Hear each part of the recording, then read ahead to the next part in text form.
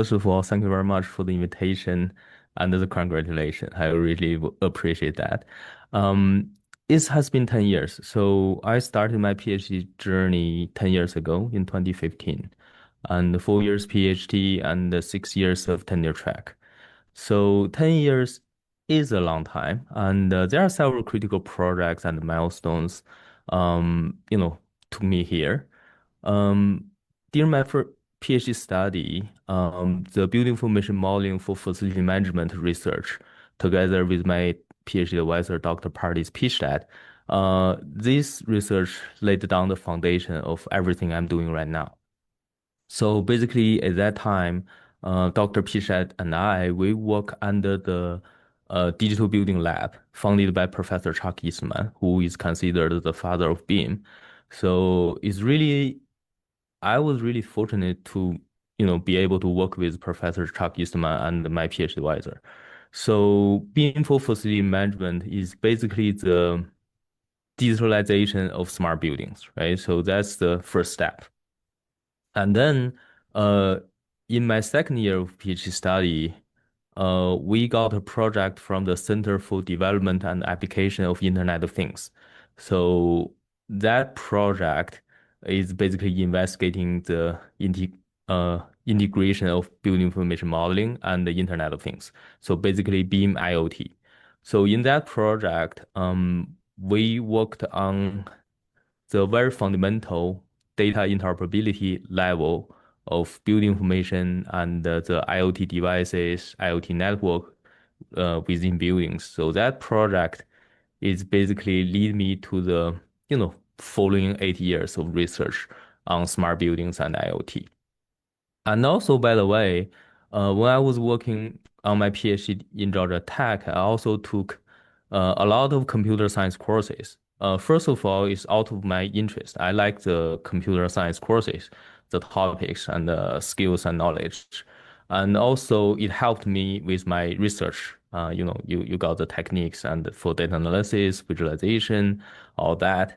And eventually, I got a master's degree in computer science, so in parallel with my PhD. So I think those courses, the knowledge, skills, techniques, helped me a lot in my future research. So that concludes my the milestones and the projects that are important during my PhD in the first 4 years of this 10-year journey.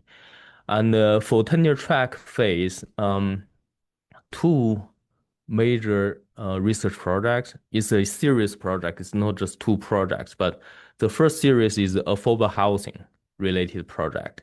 So together with my colleagues in Virginia Center for Housing Research, so we worked on affordable housing related projects sponsored by Virginia Housing, this organization, and also the local governments.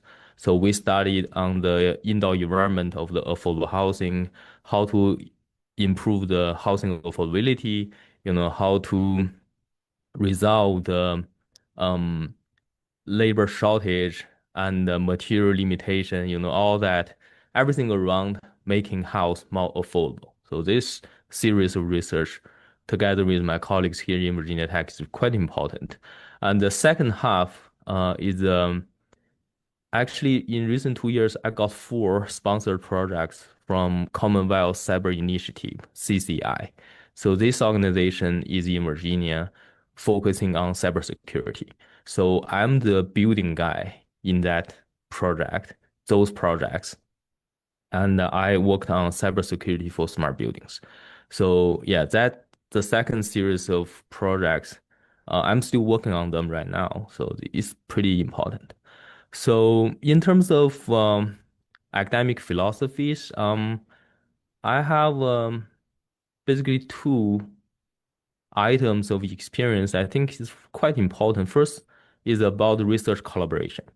So when I started this position as an assistant professor here 6 years ago, I tried a lot to find suitable collaborations or, good collaborators to work with.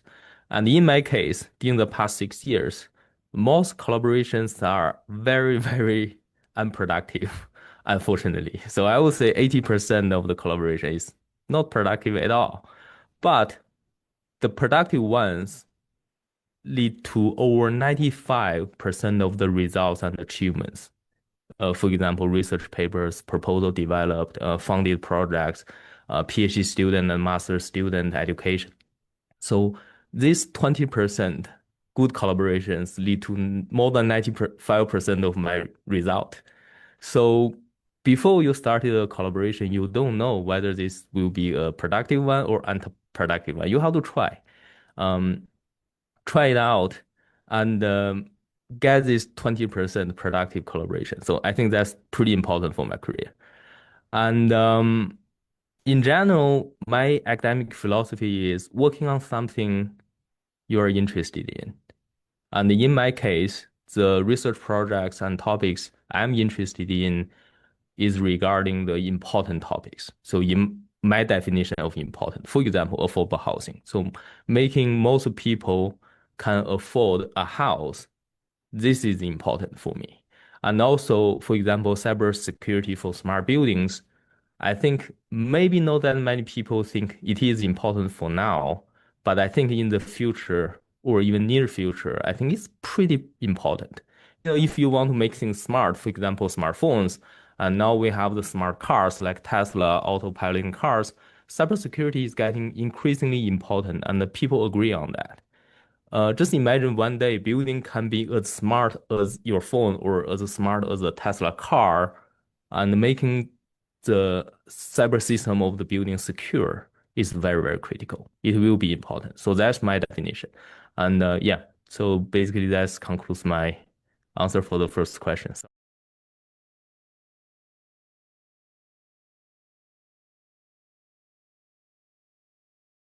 Yeah, this is a very good question. And the integration of BIM and IoT, in my opinion, is the first step of any smart building. So just imagine you want to design, build, and operate a smart building. How the building can be smart? First of all, it has to have a digital twin, basically a digital version of this building resident in a computer or on cloud. So this digital twin should be built around building information model. So, I believe most people will agree on that. To make things smart, you have to digitalize it first, right? So, an IoT is basically, in my opinion, is a nerve system and the actuators, the muscles to control anything automatically. So basically, you need to sense things, knowing what's going on, not just by people knowing, but also let the computers, the systems, the AIs know what is going on in the building, what's going on about the building automatically. And then you make decisions. Ideally, people should be in the loop. But when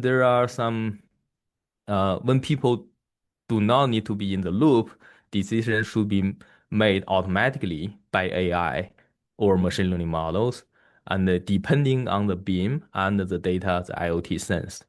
And then they make automated operations to control the building. So that's the ideal world.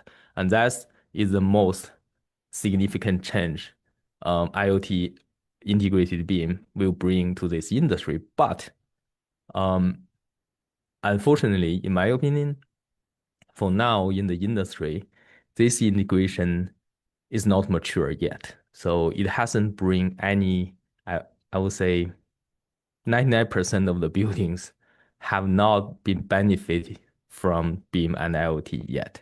Um, but in the future, I believe it should be. Just imagine the next generation of building. You cannot achieve any smartness without BIM and IoT. So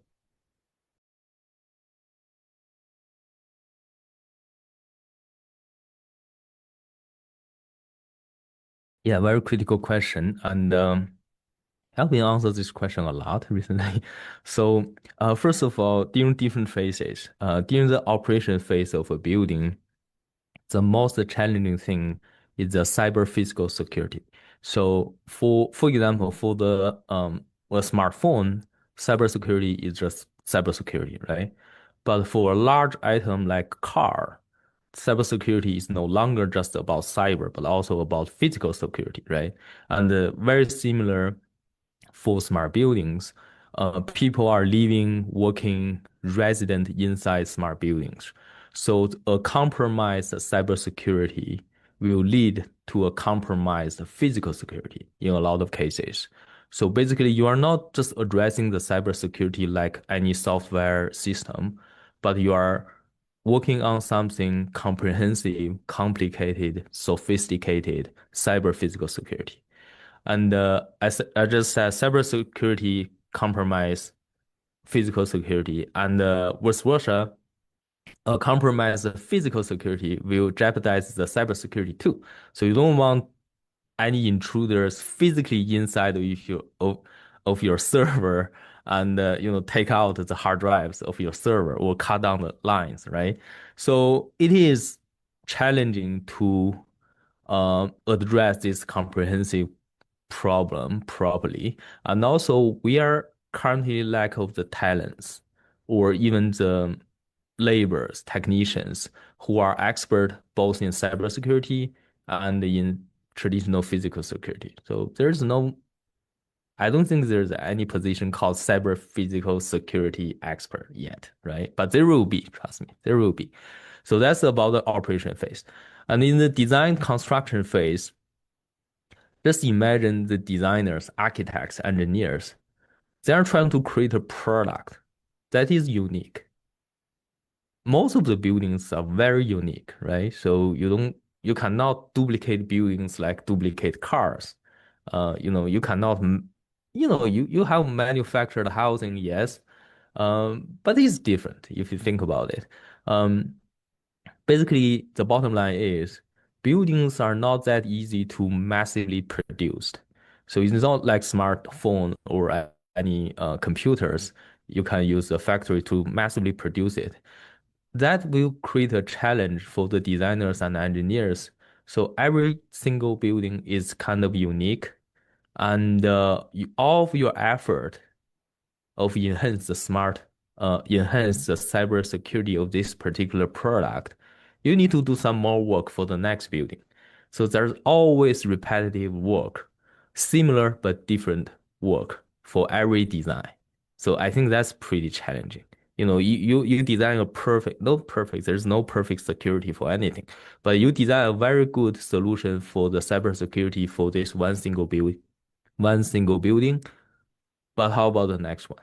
You need to pay a lot of effort too. So the efficiency improvement is really a challenge. And also building as a product, the life cycle is long. So for example, the smartphones, maybe the life cycle is like 3 to 5 years. A car's life cycle is 10 to maybe 18, 20 years. But a building's life cycle probably longer than our lives, right? So how do you make sure the security, cyber physical security along the long life of a building? That's also a challenge. So yeah, a lot of unknowns, uncertainties, but I believe this topic is important and worth to investigate and research.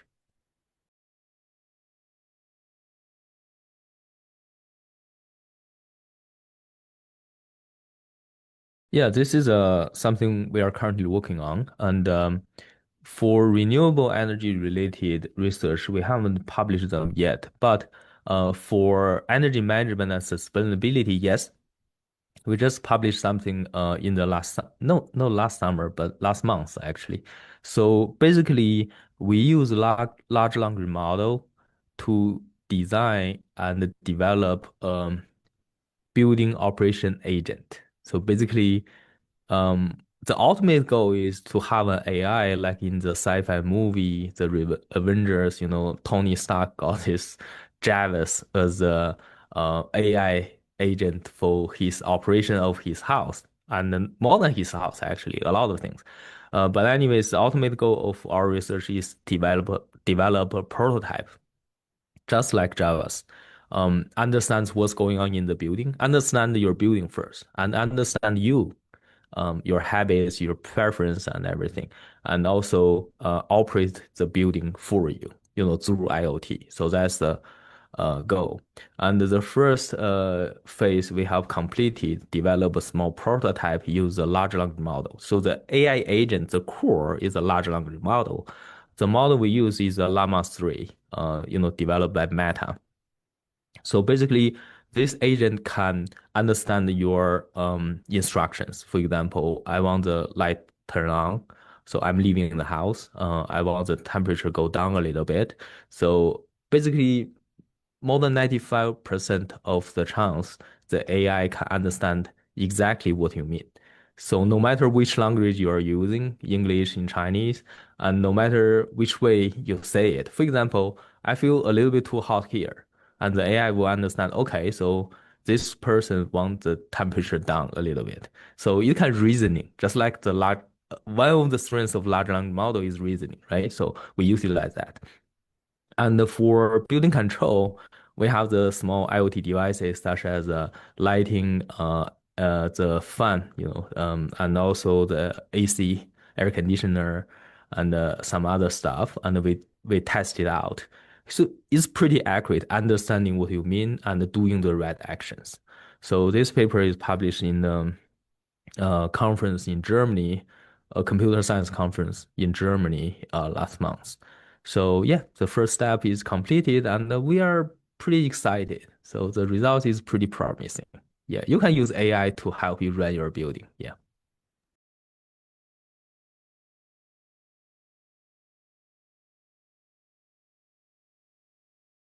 this is a very, very critical question. Um, Basically, all the research projects I worked on are I work with interdisciplinary teams, right? So I work with the computer science professors and students. I work with the electrical engineering professors and students. I work with economics, social scientists, psychologists, you name it. And I think the most productive research team I worked with are interdisciplinary for sure. And our area of expertise can compensate each other. And so it's pretty productive and very good experience working in interdisciplinary teams. And in my opinion, future talents cannot be defined by major. Yes, you can be an expert of smart building. You can be an expert of BIM, yes, but future talent should not be defined by the major. So you are a construction guy, for example. You cannot say in order to make you an expert, the only thing you know is construction.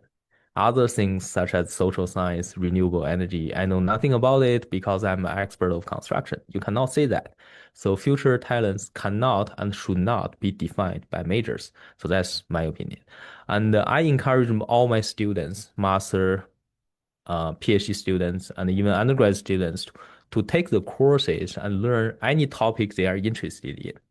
Do not limit yourself by majors. And those measures are defined half a century ago or even a century ago. So some of the measures are there 100 years ago. So the world is totally different now. And if you want to learn something, you learn it. Do not limit yourself by measures. So in my own case, I'm interdisciplinary myself. I just mentioned in parallel with my PhD in building construction, I also got a master in computer science from Georgia Tech. And before that, I worked 4 years in Beijing, in the design and the consulting company, for building related technologies. And before that, I got my master in structural engineering. So I'm a structural engineer by training, but any research project I'm currently working on is not related to structural engineering. So I didn't limit myself 10 years ago. And I think younger generation and the next generation talents should not be limit yourself with any major. So that's my uh, opinion. And to promote interdisciplinary work or to push my students to learn more knowledge and skills and techniques outside of their major, I like to ask them questions that cannot be answered with the knowledge of one single major. For example, so I will ask them, how will future robots interact with smart buildings and occupants? So this is a comprehensive question. If you only know buildings, probably you don't know how to answer the question. If you only know robots, no, there's still something you need to learn to answer these type of questions, right? So another example is related to my research. So I will ask them how to enhance the cyber physical security for future smart homes. And yeah, you may be an expert of smart homes, you may be an expert of cybersecurity, but this problem, which is very important, we just discussed that, this important question cannot be answered by the knowledge of a single domain. So, that's how I do, the education and the prompt, the interdisciplinary work. Yeah.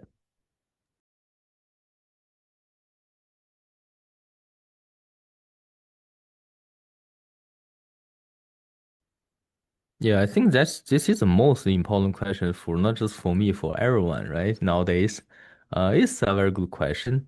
My answer is very straightforward. I have been experiencing this in the past 2 years. So I can tell you right now, the most disruptive technology is AI and robotics. So to be specific, AI currently the most promising, in my opinion, is the generative AI, right? Large language models and the related products. So I have several reasons. First of all, generative AI is creating no, I will say massive layoffs, but a lot of layoffs nowadays, right now. For example, Meta, the Facebook company, they stopped hiring entry-level software engineers starting last year. Meaning, um, if you are a junior engineer or fresh new graduate, it's very difficult to get into Meta right now because they only hire senior level or above engineers.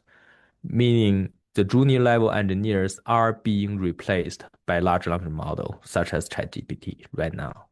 So creating large layoff is a sign of technology revolution, industry revolution, whatever you call it, and it is happening right now, leading by generative AI. So we have been experiencing this already. So it's not a vision or anything like that.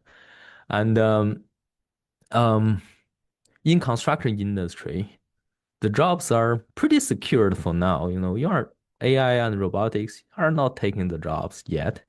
But in my opinion, the jobs are not taken by AI and robots just because AI and robots are not good enough yet. They will be good enough sooner than many people think or many people want. Whether we want it or not, one day AI and robots will be so good that most of people working even in the construction industry, your productivity, your quality of work, you cannot compare this with AI and robots. One day that will be true. And so that's for the industry. I don't know how long it will take, maybe 10 years, maybe 20 years, I don't know, but I know that day will come. And for education, I'm a educator myself, and in my opinion, traditional classroom, traditional lecture-based classroom, um, is getting meaningless. It's not meaningless right now, but it will be meaningless in the near future. Meaning, students physically or even virtually attending any lecture will be useless. The knowledge, experience sharing, and all that can be get from AI immediately, just like we use Google to search out answers right now. In the near future, AI will be the search engine in the near future. So for now, you ask anything, you ask Google, and in the near future, you ask anything, you ask AI. By the day, the AI is accurate enough. So with that said, traditional lectures are basically meaningless. Anyone can get any knowledge they want, especially the entry level knowledge from the AI right away. And the classroom mm, is meaningless. But on the other hand, um, mentorship becomes more important, in my opinion. So because the knowledge techniques, everything can be printed out on paper, can be, delivered by a video. It's become so low cost that AI can generate anything you want to learn, and it's customizable, it's just for you. AI knows you well and can customize the series, video, lecture, PDF, you name it, and just for you to get the knowledge and skills. With that said, I think in the near future, by the day AI takes over a lot of things, the mentorship become more important. A real person mentorship, the mentor and mentee, this relationship and this mode of learning things of younger generation, young talents to grow their area of expertise is more important. So because you need to deal with real world challenges, you need to solve problems involve human beings. So young people will observe, learn, and get feedback from the experienced seniors. And this mode of learning will become more critical. And in my opinion, this may be the only mode of learning from a person in the future, probably in the long future. If you want to learn something, most of the things you can learn from AI. And but the things you cannot learn from AI, you learn from a senior people, and you need to have a mentor. So that's in the long future. I think that will be the only mode of education. So that's changed a lot, right? Considering all the elementary school, middle school, high school, and university, master education, PhD education, we have a huge industry of education as a human being society right now. But AI will change all that. So, and one more thing is that I think things will be even more challenging for younger generation. It is already challenging for younger generation to become the talent, to become the person they want to be. It's already challenging. But I think in the near future, it will getting more and more challenging every year because a lot of organizations and even the experienced seniors realize that, okay, I don't really need a junior engineer, for example, for helping me with this. ChatGPT can do much faster, more accurate, with a low cost. And ChatGPT can replace a lot of entry-level talents right now. A lot of organizations, companies, they realize that. So that's why for some major, for example, computer science, I observed the unemployment rate is rising. Every year is getting higher and higher because, again, entry-level software engineers can be replaced by ChatGPT. A lot of them can be. So that's unfortunate for the younger generations, and it's really concerning. So if you don't have the ladder for the younger talent to become a senior expert, you remove the ladder. The AI remove the ladder. So, okay, we don't need entry-level engineers. You don't have entry-level engineers right now, 10 years from now or 20 years from now, you don't have any engineers, right? Because entry engineers cannot be train themselves and learn the things they need to learn to become senior engineers. So basically there will be no engineers eventually if you think about it. So yeah, that's my observation and idea. Um, and the last point is, I think for younger generation, intention is all you need. AI will take a lot of things away from you, but the most important thing is your intention, the thing you really want. And if you are, think about it, if you really want something, you are super motivated to achieve that. And if you really have this thing you want to achieve, all other things, AI, robots, seniors, your mentors, all other things can be your help. They can be the tool you achieve the thing you want. I think that's pretty important. If you don't have anything you want, AI will take everything from you. So that's my opinion. Or actually, that's some of my friends' opinions. So during our discussion, we conclude that for younger generations, intention is all you need.